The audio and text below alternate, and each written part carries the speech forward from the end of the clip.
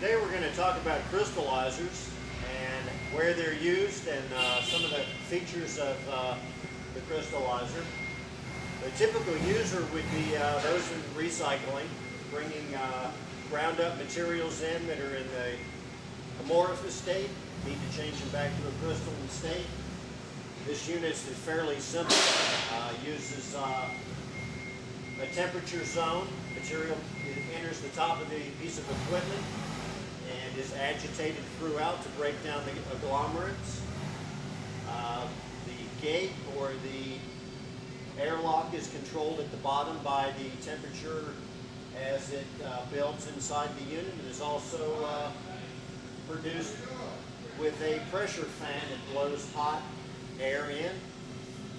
We also have the added feature of a cyclonic dust removal system that can be added to your system if you do have ground or dusty material that needs to be removed.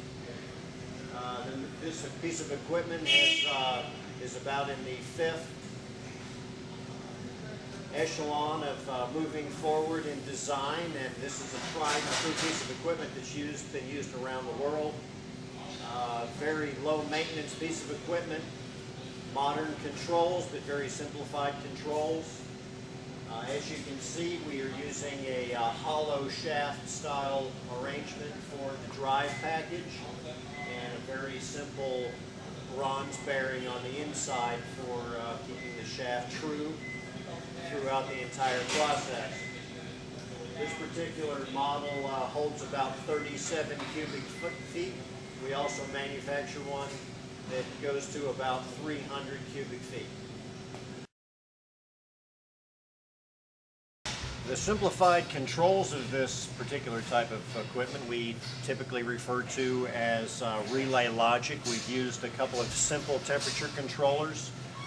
The process air temperature controller is simply monitoring the amount of heat that is transferred into the unit itself so we can control the incoming temperature. The second controller, all it's doing is monitoring what the temperature is in the zone that we want to transition the material in. We also have several different features here where we can control separately. We have hand-off automatic type selector switches so that if you want to jog your airlock or your discharge, you can do that manually by simply turning a switch. The controls are integrally connected to each other so that when you start the piece of equipment, it's going to start the heat process first, work its way through agitation, and then from then on it's a fairly manual application.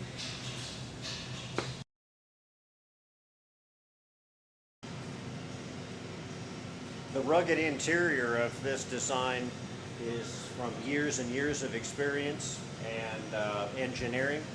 We use A316 shafting material, which is known true and hardened material for this type of an application, as well as using mechanical tubing that has been bored exactly to size. We use keyways on our shafting, which are also T-style keyways for holding the shaft in place, with square nut set screws, knurled set screws, which also maintain the integrity of the agitator arm staying in place.